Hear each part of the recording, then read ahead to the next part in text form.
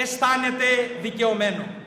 Γιατί μια διαδικασία που ξεκίνησε το 2003 και καταγγέλθηκε από τη Νέα Δημοκρατία ως κυβερνητική απόφαση ξεπουλήματος, έτσι ακριβώς υπόθηκε, του εθνικού συμφέροντος, εννοώ την παροχή της ελληνικής υπηκοότητας, της ελληνικής ηθαγένειας στους Έλληνες της Βορείου Ηπείρου, βρήκε επιτέλους μέσα από μια τρίχρονη ποίηση του ΠΑΣΟΚ εντός της Βουλής ένα αίσιο τέλος.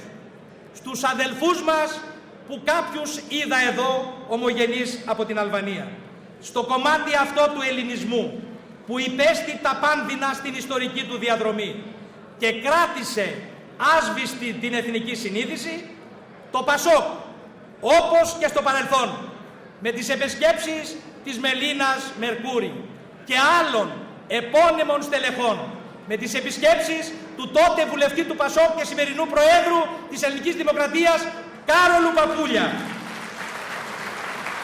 θα είναι μαζί τους, όπως τα βιβλιάρια υγείας που έχουν και όπως οι συντάξεις του ΟΓΑ που απολαμβάνουν. Είναι έργα του ΠΑΣΟΚ. Έτσι και τώρα, μαζί με την παροχή της ελληνικής ηθαγένειας, η δική μας πρόταση προβλέπει την εξέλιξη, το ξεδίπλωμα, την ανάπτυξη σε όλο το χώρο του Νότου, προφανώς στο χώρο και της ελληνικής μειονότητας, προς όφελο συγκεκριμένο ειδικό αναπτυξιακό πρόγραμμα και σχέδιο προς όφελος όχι μόνο των ομογενών, αλλά και προς όφελος των δύο λαών. Φίλες και φίλοι, στην κεντρική πλατεία των Ιωαννίνων, ο κύριος Καραμανλής είχε υποσχεθεί ότι η Ήπειρος θα είναι στην πρώτη προτεραιότητα του ενδιαφέροντος την κυβέρνησής του.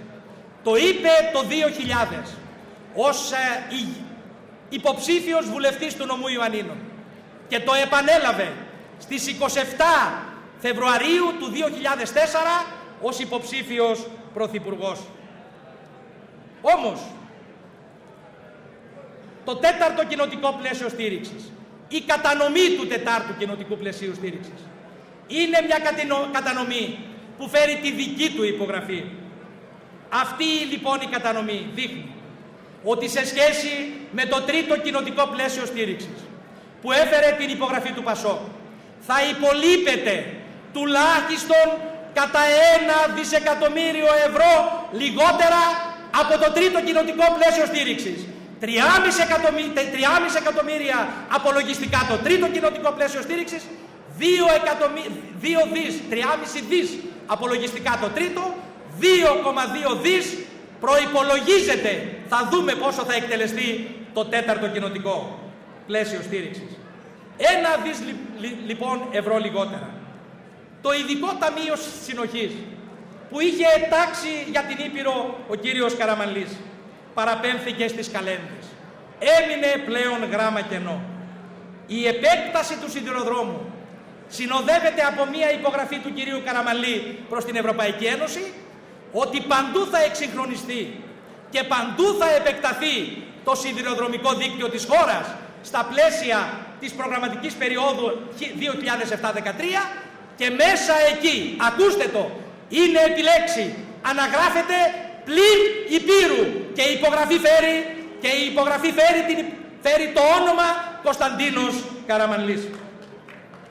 Το Διεθνές Πανεπιστήμιο που μας έταξαν στην πόλη πριν από 2 χρόνια, το μετέφεραν στη Θεσσαλονίκη.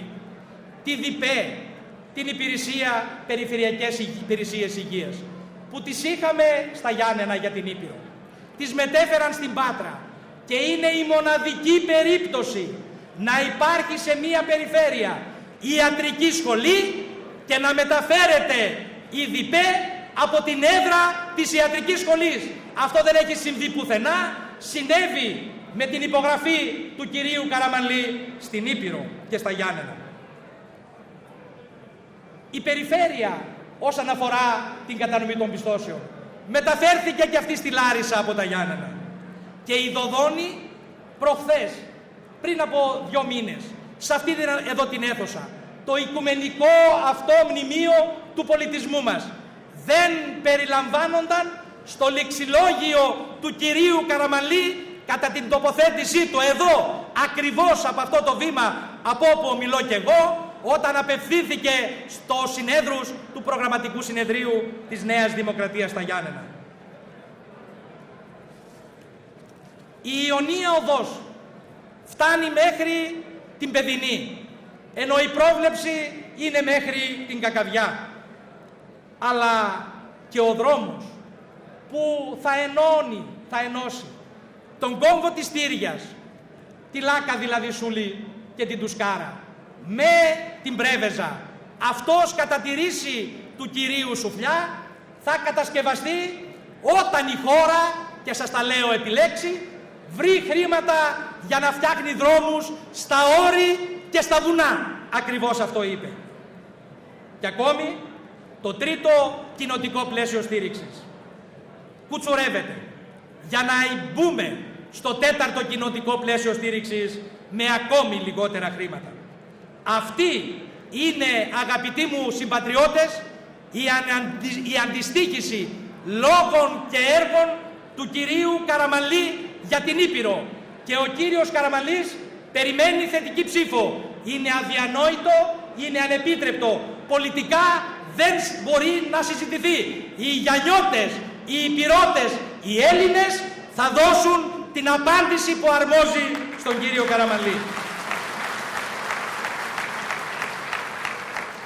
2 φορές, αγαπητοί μου φίλοι, ήρθαν στα Γιάννενα κυβερνητικά κλιμάκια για να εγκαινιάσουν έργα. Την πρώτη φορά για να εγκαινιάσουν τη σύραγγα της Δοδόνης, τη μακέτα της Δοδόνης, κατά την έκφραση του κυρίου Πρωθυπουργού.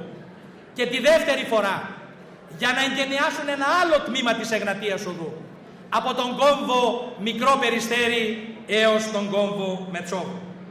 Και τα 2 αυτά έργα είναι έργα που εκτελέστηκαν την περίοδο που κυβέρνηση ήταν το ΠΑΣΟΚ. Προκαλώ τον οποιονδήποτε, από τον Γενικό Γραμματέα της Περιφέρειας Ηπείρου, που είναι ο κυβερνητικός εκπρόσωπος, έως τους άτυπους κυβερνητικούς εκπροσώπους της Νέας Δημοκρατίας στο νομό Ιωαννίνων, να μας πούν, να θυμίσουν και σε εμάς ένα έργο, μικρό, μεγάλο ή μεσαίο, το οποίο σχεδιάστηκε, δημοπρατήθηκε, εκτελέστηκε και εγκαινιάστηκε από την κυβέρνηση της Νέας Δημοκρατίας τα 3,5 χρόνια στο νομό Ιωαννίνων. Γι' αυτό, αγαπητοί μου πατριώτες, τα επίχειρα αυτής της πολιτικής απέναντι στην Ήπειρο θα τα εισπράξει ο κύριος Καραμανλής στις 16 Σεπτεμβρίου και θα είναι τα δέοντα, κατά την έκφραση του λαού μας. Και τώρα, αγαπητοί μου συμπατριώτες, λίγα λόγια σε ό,τι αφορά την προσωπική μου συστράτευση σε αυτόν τον αγώνα. Αλλά πριν πω αυτά τα λόγια, θέλω να μου επιτρέψετε μία προσωπική αναφορά. Θέλω αυτή τη στιγμή και ενώπιόν σας να καταθέσω τις ευχαριστίες μου. Πρώτα προς τους γονείς μου, που για δεύτερη φορά σε προχωρημένη ηλικία μου έδωσαν την ευχή τους να κάνω αυτή τη νέα προσπάθεια.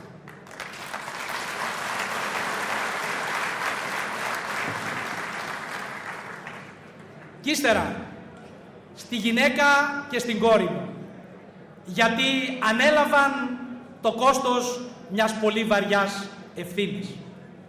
Ιδιαιτέρως στην κόρη μου, γιατί φέτος έδινε πανελλήνιες εξετάσεις και δεν μπόρεσα να τη συμπαρασταθώ ούτε μία μέρα. Ευτυχώς που το αποτέλεσμα ήταν θετικό, για να μην έχω το κόστος του γιατί. Να ευχαριστήσω επίσης τους συνδημότες μου από το Δήμο Μολοσσών, γιατί και σε αυτή τη νέα προσπάθεια διέβλεψαν ότι από ένα άλλο μετερίζει θα ασχοληθώ, δεν θα αφήσω τη γενέθλια γη. Να ευχαριστήσω τους ανθρώπους